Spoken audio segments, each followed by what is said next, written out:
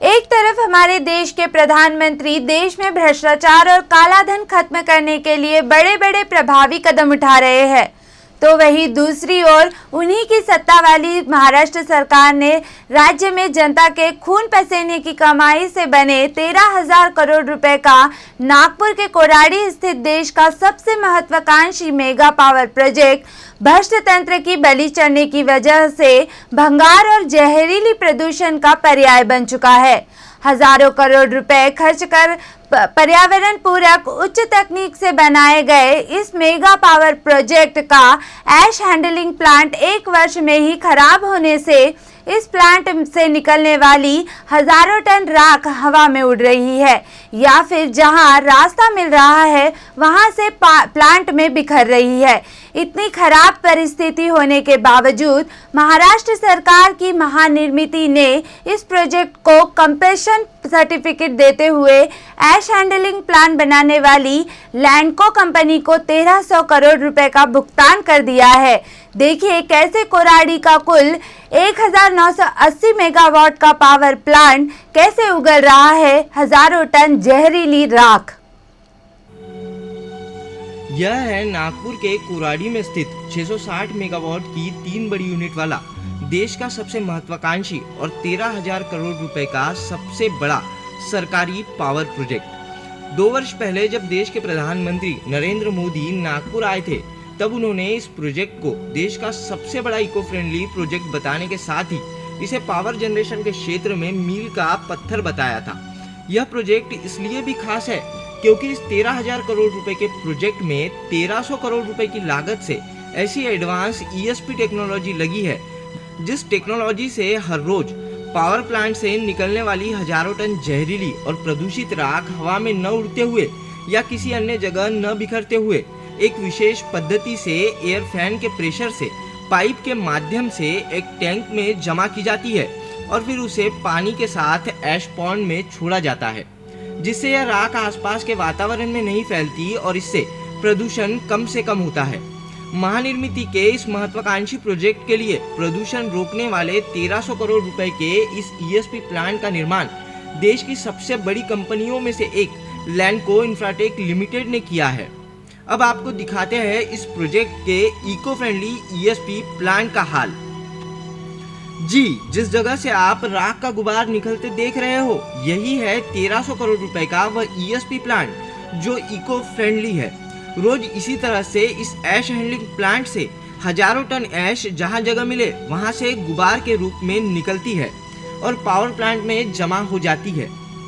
यह वीडियो हमें किसी और ने नहीं दिया, बल्कि सबसे बड़े सरकारी इको फ्रेंडली प्लांट की यह हालत पता चलने पर हमारे संवाददाता आदित्य राय ने खुद प्लांट में जाकर अपने मोबाइल से शूट किया है। प्लांट है, आप लोग देख सकते हैं कि किस तरीके से जो राख यहाँ से राख निकल रही है।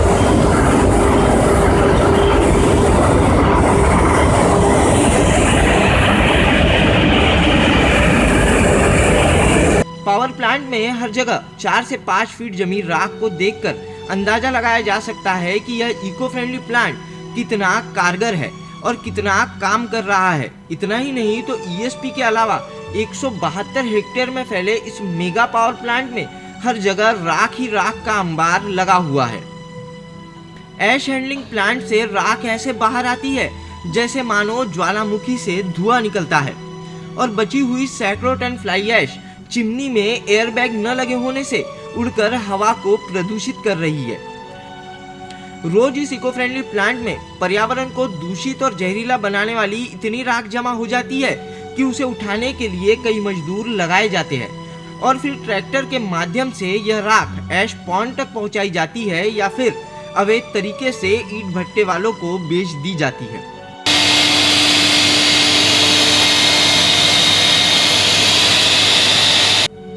राज्य सरकार की विद्युत निर्मित करने वाली महानिर्मिति कंपनी ने 2007 में 660 मेगावाट की 3 यूनिटों के लिए ऐश हैंडलिंग प्लांट बनाने का ठेका लैंडको इंफ्राटेक को दिया था, जिसने 27 दिसंबर 2015 में यूनिट नंबर 8 का काम पूरा किया और उसके बाद यह प्लांट शुरू हुआ।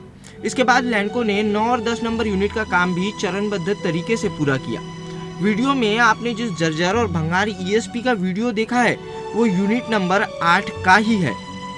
इस प्लांट को 1 वर्ष पूरा होने से भी पहले ही 1300 करोड़ रुपए का महत्वाकांक्षी इको फ्रेंडली ESP भंगार बन चुका है। और अब इस पर महानिर्मिती के अधिकारियों की मिलीभगत भी सुनिए। प्रोजेक्ट का हाल इतना खराब होने के बावजूद महानिर्मिती के अधिकारियों ने इस प्रोजेक्ट को कंप्लीशन सर्टिफिकेट दिया और लैंडको को 1300 करोड़ रुपए का भुगतान भी कर दिया। इतना ही नहीं तो इस मेगा प्रोजेक्ट को ट्रायल बेस पर 6 महीने चलाकर दिखाने के लिए लैंडको को करोड़ों रुपए का अतिरिक्त भुगतान भी किया गया। प्लांट इतना भंगार बनने पर भी महानिर्मिती के अधिकारियों द्वारा लैंडको को 1300 करोड़ रुपए का भुगतान करना साफ करता है कि महानिर्मिती के अधिकारियों की लैंडको से किस तरह की साठगांठ है। और साथ ही इसके लिए महानिर्मिती के अधिकारियों ने सैकड़ों करोड़ों की मोटी रकम भी गिनी होगी, इसमें कोई दो राय नहीं है। इस पर चौंकाने वाली बात तो यह है कि यह मेगा पावर प्लांट राज्य के अत्यंत गतिशील ऊर्जा मंत्री के घर से मात्र 200 मीटर की दूरी पर स्थित है। इसके बावजूद देश के इस महत्वाकांक्षी मेगा पावर प्रोजेक्ट की यह दुर्दशा राज्य सरकार पर कई गंभीर सवाल खड़े करती है। साथ ही बीजेपी सरकार के पारदर्शिता और साफ छवि वाले दावों पर भी कई काले दाग लगाती है।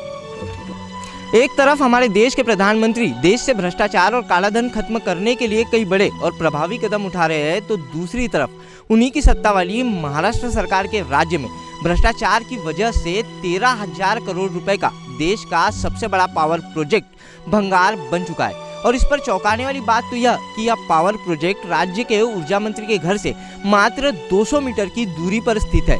अगर राज्य के ऊर्जा मंत्री अपने घर की छत पर भी खड़े हो जाए तो पावर प्रोजेक्ट का सारा नज़ारा उनकी आंखों के सामने होता है। ऐसे में पावर प्रोजेक्ट की यह दुर्दशा उनके आंखों से कैसे छुपी हुई है, यह समझ से परे है। और इसी के चलते हुए पावर प्रोजेक्ट की यह दुर्दशा महानिर्मिती के अधिकारियों के साथ ही राज्य सरकार को भी कटघरे में खड़ा करती है। नागपुर से कैमरा पर्सन बादल नंदनवार के साथ आदित्य राय, BCN न्यूज़ के लिए।